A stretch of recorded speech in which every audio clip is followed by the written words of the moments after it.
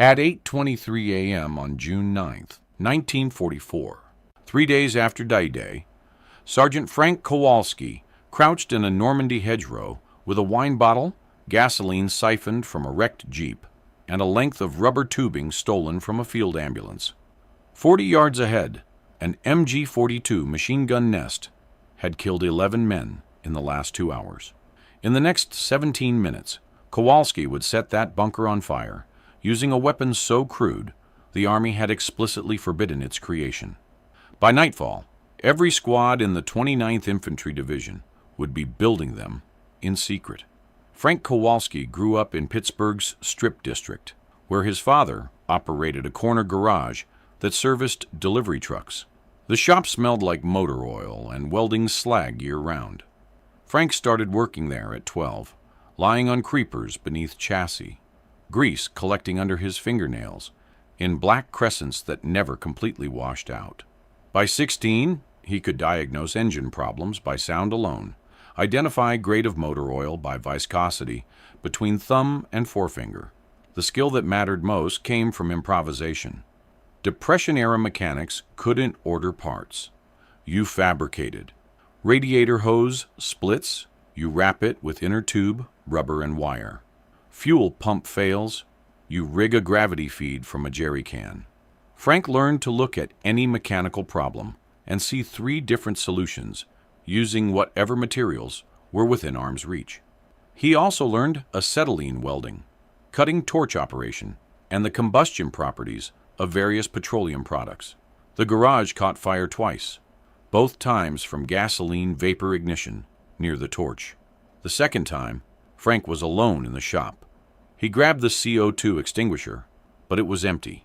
He looked at the 5-gallon water bucket, the burning puddle spreading across concrete, and realized water would just spread it.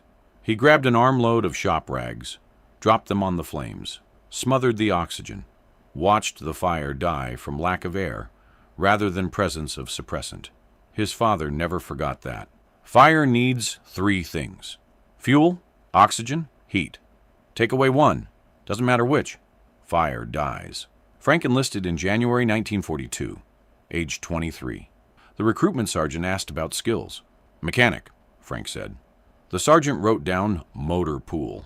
Frank spent the next year maintaining trucks at Fort Benning. In December 1943, they shipped him to England and reassigned him to infantry. The logic was simple.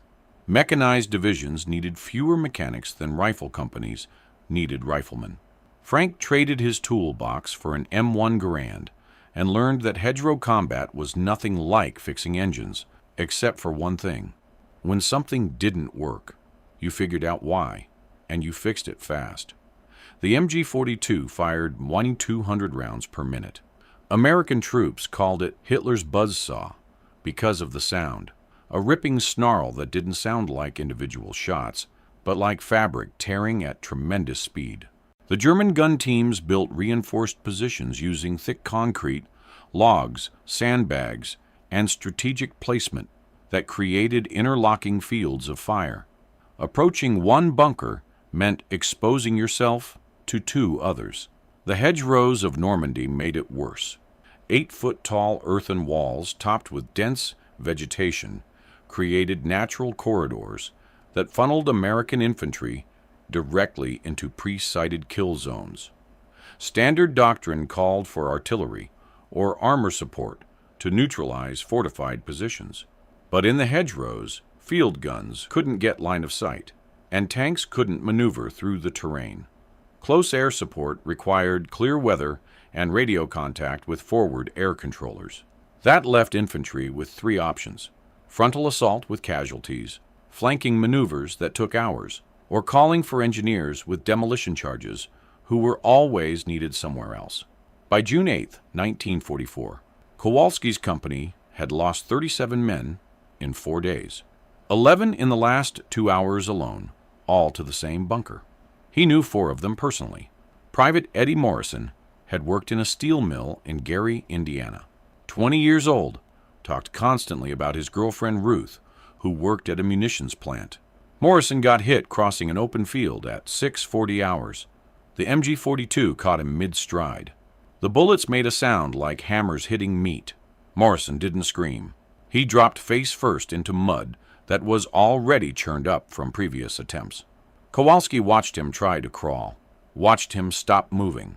The smell of fresh turned earth mixed with gun smoke. Nobody could reach the body. The machine gun covered it.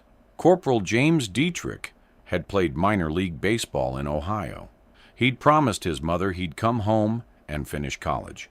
He took a burst through the chest at 07:15 hours while trying to set up a Browning automatic rifle position. His blood sprayed across the hedgerow leaves, made them glisten in the morning sun.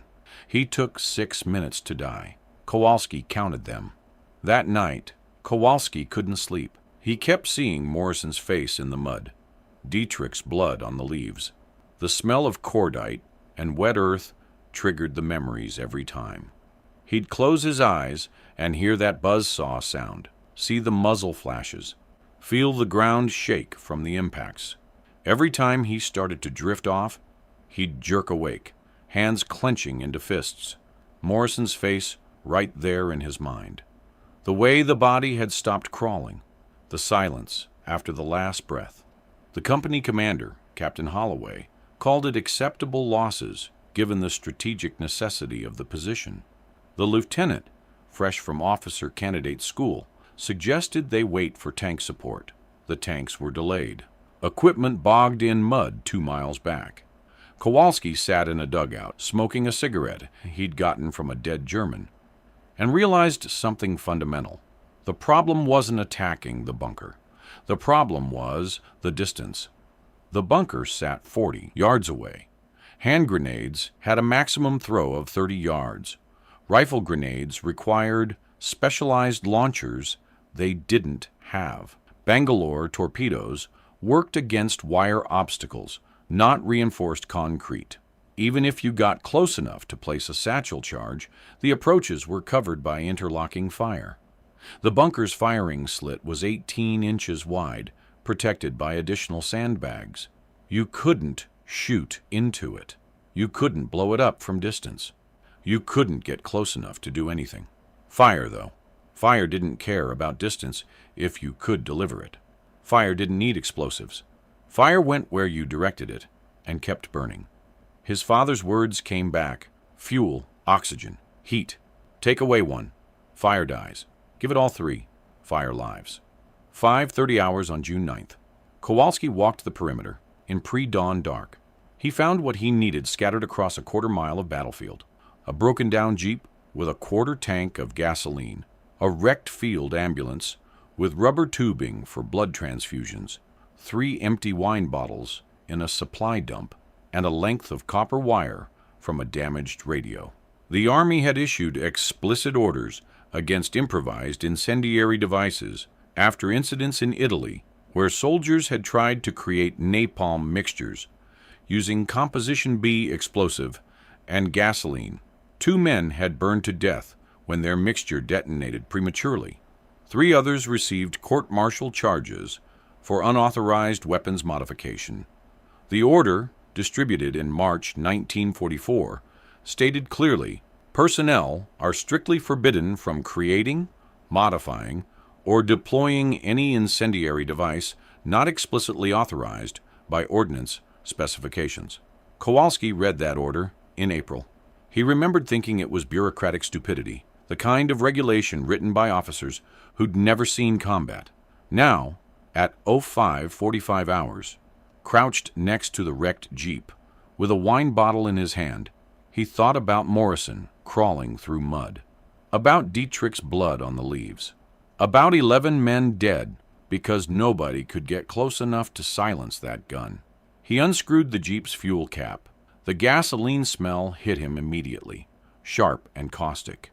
He siphoned fuel into the bottle using the rubber tubing, sucking on one end until the liquid came through, tasting gasoline on his tongue for a moment before spitting.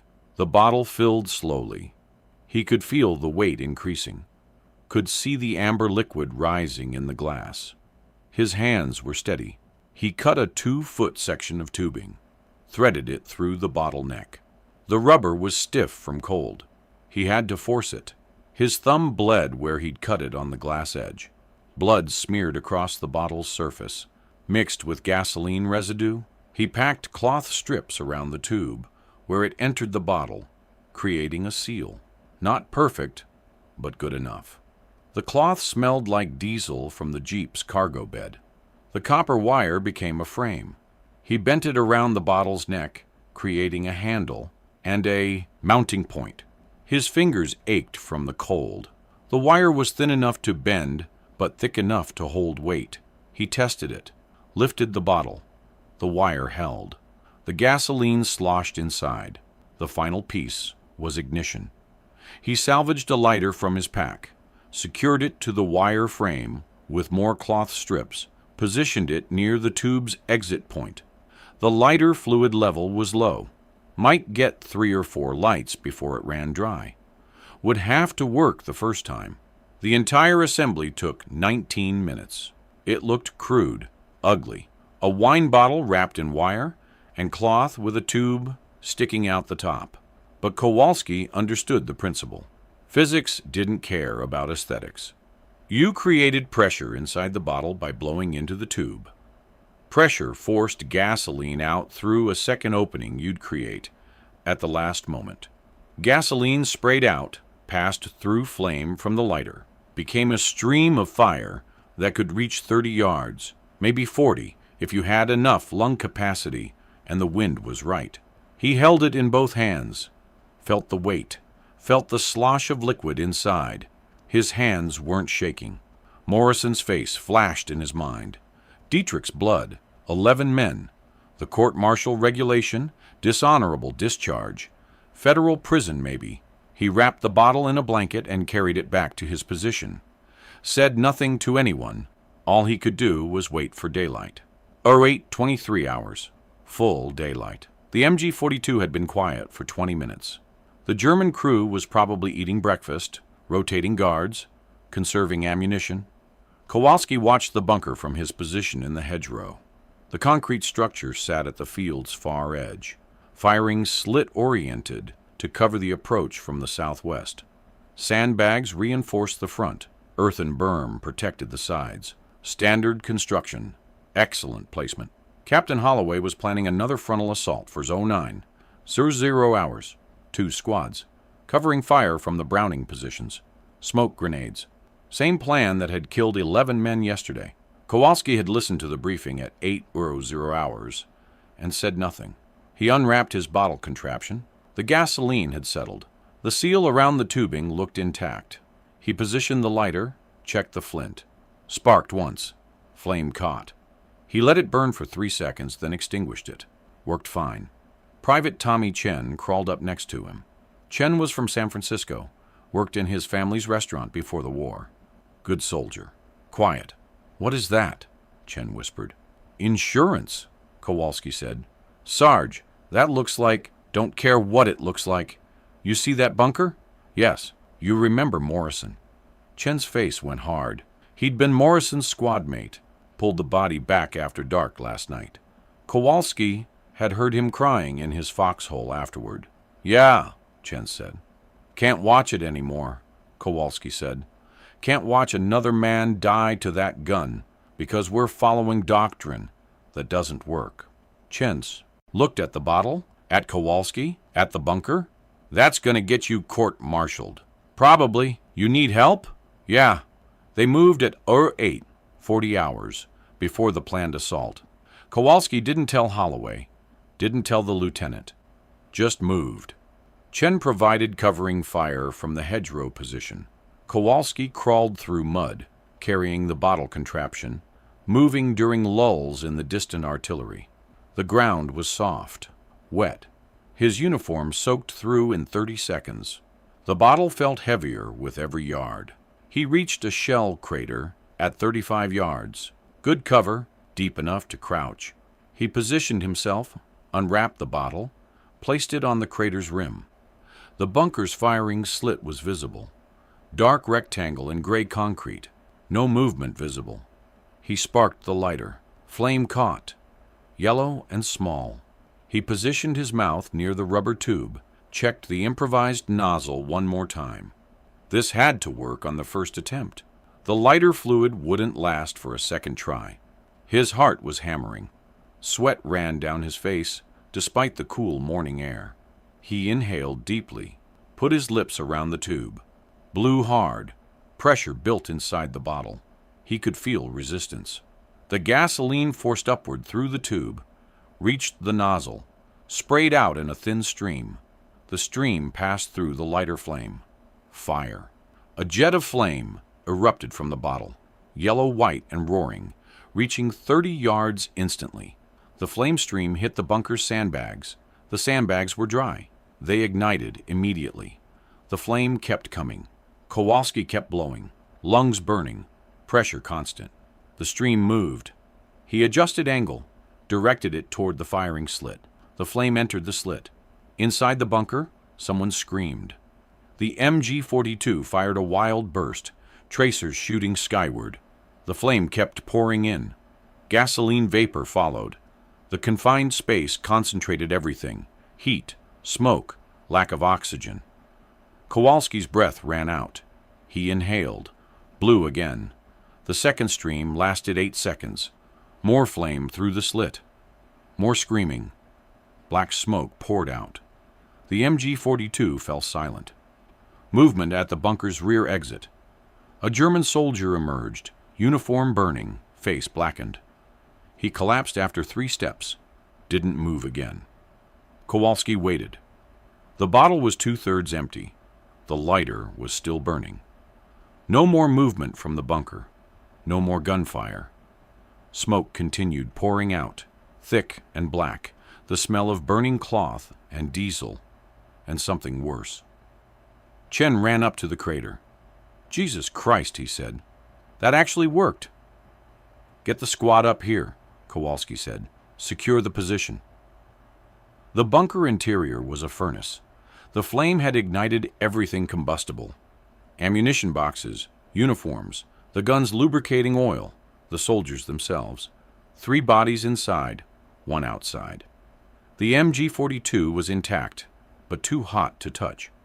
The concrete walls were scorched black. The smell was terrible. Captain Holloway arrived at 09:05. Hours. Stood outside the bunker, looked at the burn patterns. Looked at Kowalski holding the wine bottle contraption. "Sergeant," Holloway said. His voice was flat. "What is that?" "Improvised incendiary device, sir." "You're aware those are forbidden?" "Yes, sir." "You're aware I should have you arrested?" "Yes, sir." Holloway stared at the bunker, at the bodies, at the scorched concrete. "How many of those can you make?" "Many as you need, sir. Takes about 20 minutes per unit. Wine bottles, gasoline, rubber tubing. Everything's available from salvage." "Make 12 by tonight. Show your squad leaders how to build them. Do not put this in any written report. Do not photograph it. Do not discuss it with anyone outside this company. Understood?" "Yes, sir." "Morrison was a good soldier," Holloway said quietly. Then he walked away. By 16 hours, Kowalski had trained 6 squad leaders on construction and operation. The mechanics were simple enough. Any soldier could build one in 20 minutes, if they had materials. The key was pressure management and flame control. Blow too soft, you got dribbles. Blow too hard too fast, you ran out of breath. Steady pressure, steady stream, aim for confined spaces. The squad leaders started calling them blast tubes, or fire bottles. Some soldiers called them Kowalski cocktails, until Kowalski told them to stop. He didn't want his name attached. Court-martial orders were still technically in effect. Word spread through unofficial channels. You couldn't keep something like this quiet in combat. One squad uses a new weapon successfully. Adjacent squads hear about it within hours. By nightfall on June 9th, every platoon in the 29th Infantry Division's combat zone knew about the wine bottle fire projectors. By June 10th, Soldiers were fabricating them in trenches, foxholes, and aid stations. Nobody asked permission. Nobody filed paperwork. They just built them. Sergeant Mike Torres from Chicago watched Kowalski demonstrate the device at 18:00 hours. Torres had lost his entire fire team to a different machine gun nest that morning. "You're telling me I can burn out a bunker from 30 yards with a wine bottle and gas?" "Yes." "Show me again," Kowalski demonstrated. Torres built his own version in 18 minutes. Used it successfully the next morning against a fortified farmhouse. 3 German soldiers emerged with hands raised. Torres's fire team took no casualties. The devices spread to the 1st Infantry Division by June 12th, to the 2nd Infantry Division by June 14th. Soldiers modified the design. Some used beer bottles for smaller capacity and lighter weight. Some added cloth wicks for sustained burning. Some built dual-tube systems for longer range. The core principle remained identical: pressurized gasoline, flame ignition, directed fire stream. By June 20th, American infantry companies across Normandy were carrying improvised incendiary devices as standard equipment alongside grenades and ammunition. Supply. Sergeants started stockpiling wine bottles. Motor pool mechanics reported increased gasoline requisitions. Officers noticed. Some tried to stop it. Most looked the other way. Wehrmacht after-action reports from mid-June 1944 mention unusual American tactics. A report from Panzergrenadier Division 352, dated June 16th, notes, enemy infantry observed using unknown fire weapons at ranges of 25 to 35 meters, not flamethrowers, appear to be improvised devices, highly effective against fortified positions. Recommend increased bunker ventilation and rear exit security. German soldiers called them Feuerflaschen, fire bottles. They recognized the crude construction but couldn't counter the tactic effectively. The devices gave American infantry a close assault capability that bypassed the MG42's range advantage. German doctrine emphasized fortified positions and interlocking fields of fire.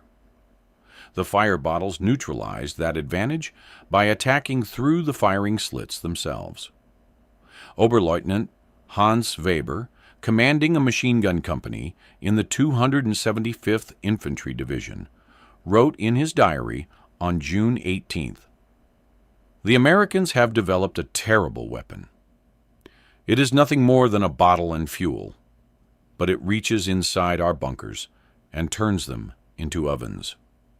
3 of my gun crews burned to death this week. The men are afraid. They request permission to abandon fortified positions. I cannot grant it. We must hold, but how do we hold against fire that comes through our own firing ports?" Wehrmacht intelligence examined captured examples.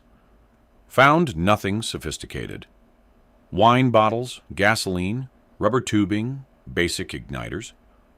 The reports concluded that American infantry had independently developed a field-expedient incendiary projector using readily available materials. No specialized training required. No industrial base needed. Just mechanics improvising solutions to tactical problems. The psychological impact exceeded the tactical effect. German machine gun crews became hesitant. They'd see American infantry maneuvering into range and withdraw from firing positions before contact. Better to abandon the bunker than burn inside it.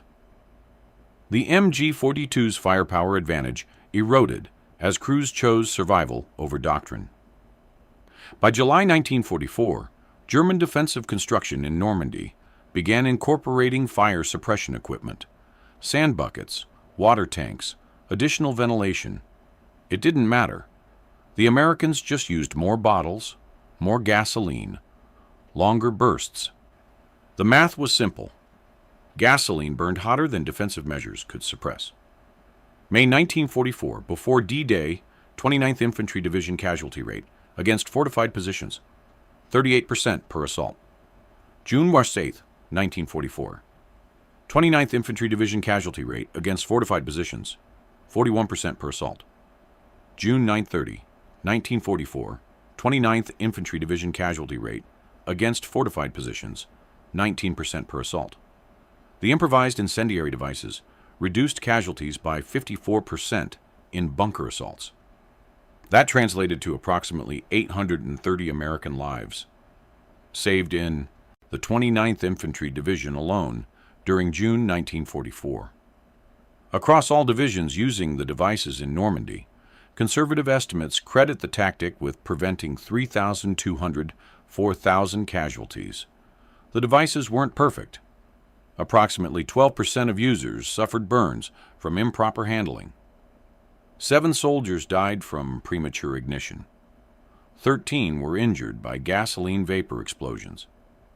But, compared to casualties from frontal assaults against machine gun nests, the fire bottles represented a massive reduction in risk. Army Ordnance didn't officially acknowledge the devices until August 1944. A technical bulletin dated August 15th described them as field expedient incendiary projectors, unauthorized but tactically effective. The bulletin didn't recommend adoption. It didn't forbid use. It simply documented their existence and provided safety guidelines. Nobody credited Kowalski. The official documentation attributed the innovation to multiple independent developments by infantry personnel in combat conditions. Kowalski didn't care. He never filed a report, never claimed credit. When the war ended, his service record listed him as Infantry Sergeant, 29th Infantry Division, European Theater. It didn't mention June 9th, 1944, didn't mention the bunker, didn't mention Morrison or Dietrich, or the 11 men who died before the fire bottles existed. Frank Kowalski survived the war. He returned to Pittsburgh in December 1945, age 27, and reopened his father's garage. The old man had died in 1944. Heart attack. Frank ran the shop alone for 33 years. Serviced delivery trucks, fixed broken engines, taught young mechanics the Depression-era tricks. Improvise, adapt, make it work with what you have. He married in 1947, had 3 daughters. None of them went into mechanics. He never talked about the war, unless directly asked, and even then, he kept it brief. When people learned he'd served in Normandy, they'd ask about D-Day. He'd say it was loud, and he was scared. That was true. They'd ask if he'd done anything heroic. He'd say no. That was also true from his perspective. Every June 9th, Kowalski received a phone call from Tommy Chen. Chen had survived the war, moved back to San Francisco, ran his family's restaurant. The calls lasted about 5 minutes. Chen would say, "Just wanted to hear your voice, Frank." Kowalski would say, "Still here, Tommy."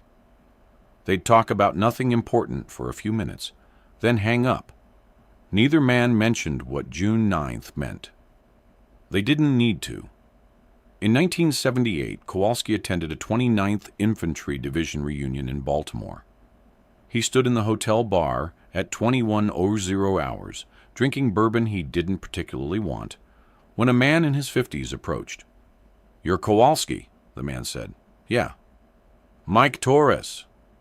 I was there in June 44. You showed me how to build the fire bottles." "I remember.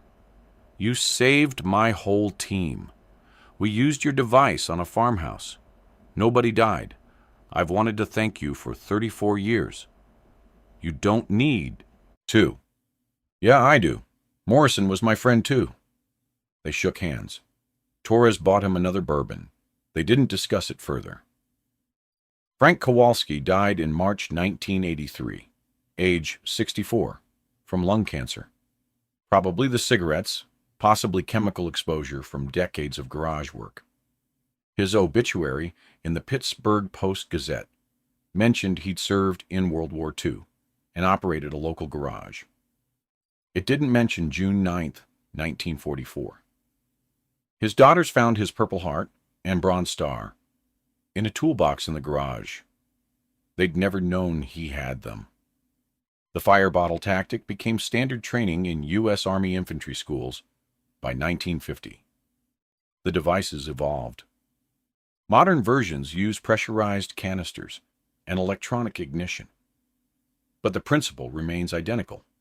Deliver fire into confined spaces using improvised materials and basic physics. Training manuals credit the innovation to field developments during the Normandy campaign, 1944. They don't mention wine bottles.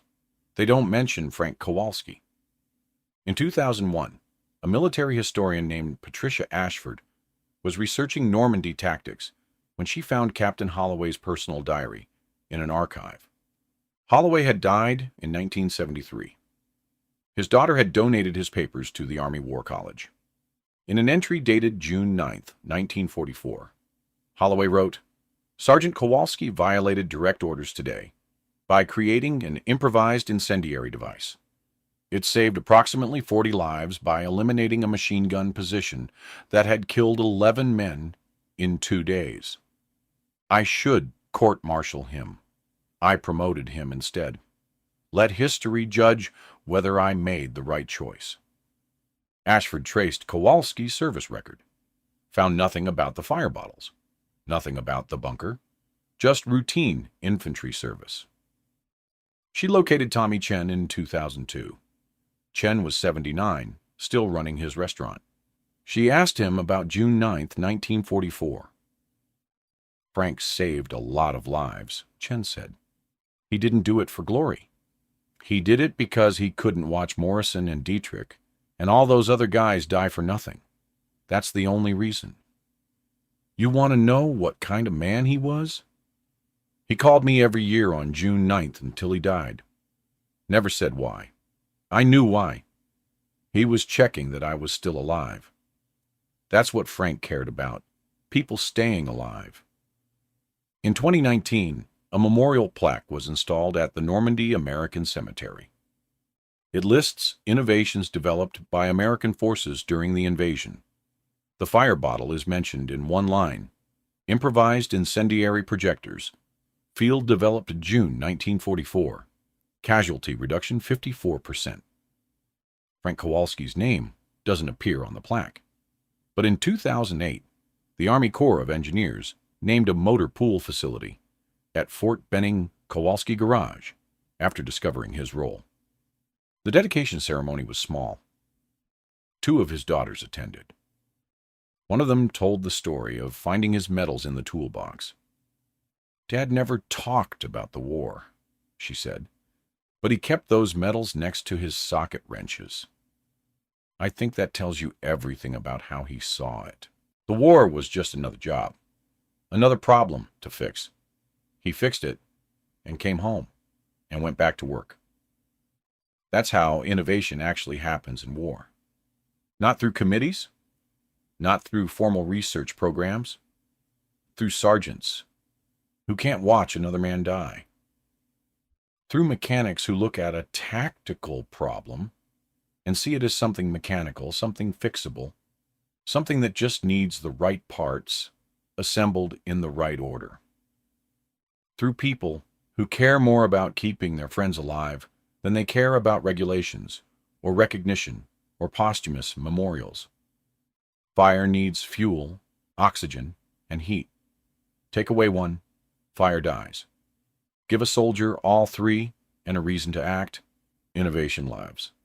That's the lesson. That's what Frank Kowalski understood in a Normandy hedgerow at 05, 30 hours on June 9th, 1944. That's what 830 men owed their lives to. That's what never made it into the official records, to the official records, to the official records, to the official records, to the official